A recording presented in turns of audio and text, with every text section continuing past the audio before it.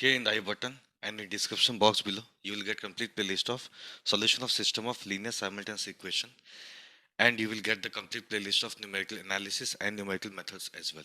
Welcome to video number 5, and in this particular video we are going to see Gauss-Seidel iteration method in detail with working rule and a problem. Okay, so to solve any system of linear simultaneous equation, we have two methods, that is direct method and indirect method. In direct method we get the exact values of variables, that is x, y and z, but in case of indirect method we get the approximate values of x, y and z because we have to perform certain iterations. In that method we have already seen Gauss elimination method, Gauss Jordan method and Krauss method. In indirect methods, in previous video we have gone through this method, that is Gauss Jacobi's method. In this particular video we are going to see Gauss Seidel method, and in the next video, that is in video number 6, we are going to see relaxation method in detail. So let us start with Gauss Seidel method. Let us see the working rule of Gauss Seidel iteration method. Consider the system of equations, that is a11x plus a12y plus a13z equals to b1, a21x plus a22y plus a23z equals to b2, a31x plus a32y plus a33z equals to b3. Now, just like in previous video we have seen what is diagonal dominance property, in this topic also this diagonal dominance property must be satisfied. Okay, that is, the magnitude of a11 must be greater than the sum of magnitudes of a12 and a13. The magnitude of a22 must be greater than the sum of magnitudes of a21 and a23. In the same way, the magnitude of a33 must be greater than the sum of magnitudes of a31 and a32. Okay, this is what? This is diagonal dominance property.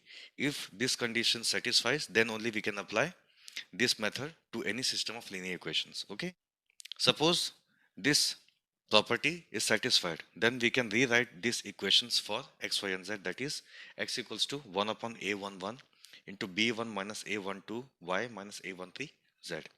Y can be written as 1 upon a22 b2 minus a21 x minus a23 z, and z can be written as 1 upon a33 into b3 minus a31 x minus a32 y. Okay, now we can perform iterations. Okay, suppose we are performing first iteration, that is we are finding x1, y1 and z1. Okay, while finding x1 we have variables y and z.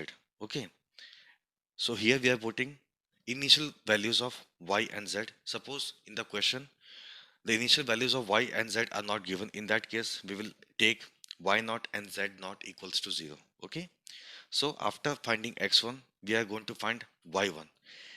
While finding y, you have variables x and z, and we have the recent value of x, that is x1.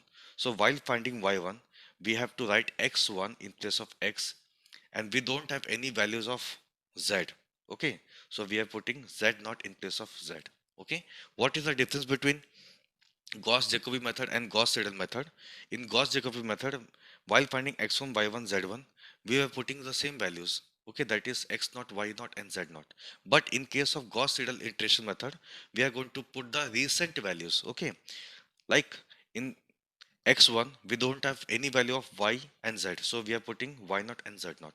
While finding y1, we already have the value of x1, so simply put x1 in place of x, but we don't have any value of z yet. Okay, so put z naught here. Now when you find z1, here we need the value of x and y, so we'll put the value of x1 and y1.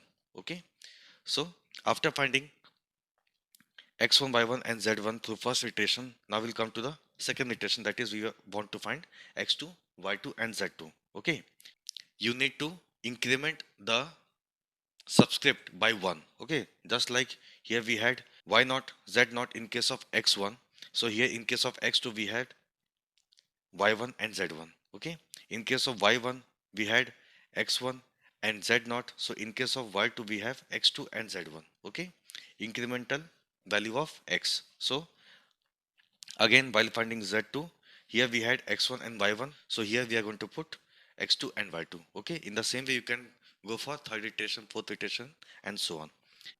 The above iteration process is continued until two successive approximation values are same for x, y and z. Okay, now we'll start with the problem. The question says solve the following system of equations by Gauss-Seidel method. 27x plus 6y minus z equals to 85.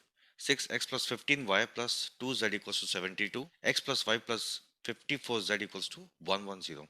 Now here you can see diagonal dominance property is satisfied. How? Here we have the value of 27. Okay. Here we have 6 and here we have 1. We are taking magnitude only. Okay. So 6 plus 1, that is 7, and 27 is greater than 7. Here again this value is 15 and this value is 6 and this value is 2. So 15 is greater than 6 plus 2, that is 8. Here 1 plus 1 is less than 54. Okay, so diagonal dominance property is satisfied. So we can go for this method. Okay, suppose this second and third equations are interchanged. Okay, then we have to rearrange this equation. Now we have to rewrite the equation, that is x equals to 1 upon 27, 85 minus 65 plus z. Y equals to 1 upon 15, 72 minus 6x minus 2z. Z equals to 1 upon 54, 110 minus x minus y. Now we have to perform iterations, that is first iteration x1, y1 and z1. While writing x1 we have to put y0 and z0. Okay, and in the problem nothing is given, that is no values of y0 and z0 is given, so we have to assume y0 equals to 0 and z0 equals to 0. Okay, yes. So on solving this, you will get x1 equals to 3.1481. Now coming to y1. So while writing y1, here we have x. So in place of x, we'll put the recent value of x, that is x1. Okay, and we don't have any value of z yet, so we'll put z0.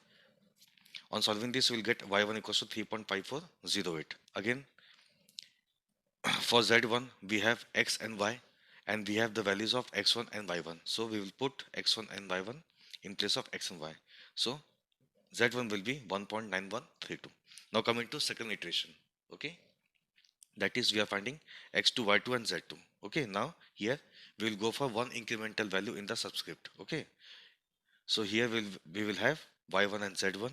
Here we will have x2 and z1, and here we will have. Okay, so x2 will be 2.4322, y2 will be 3.5720, z2 will be 1.9258. Now coming to third iteration, that is we are finding x3, y3 and z3. Here we are putting y2 and z2, but because here we had y1 and z1. Here we are putting x3 and z2 because here we had x2 and z1.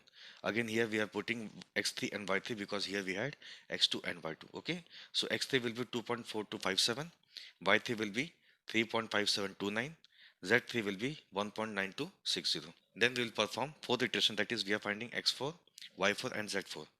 In the same way we can write the equation for x4, y4 and z4.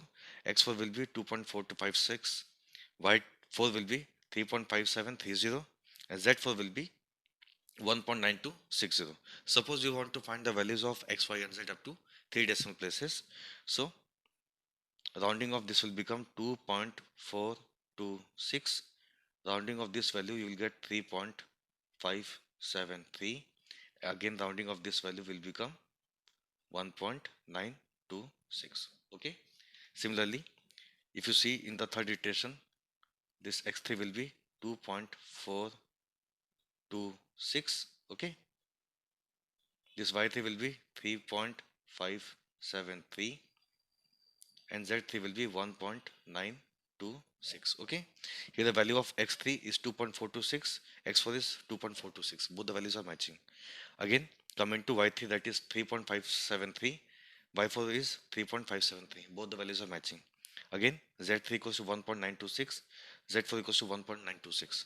Okay, so we can say in third and fourth iteration the values of x, y and z are same. Okay, since the third and fourth iteration values are same up to 3 decimal places, hence we can write the approximate solution, that is x equals to 2.426, y equals to 3.573 and z equals to 1.926, and this is my final answer. Okay, thank you so much.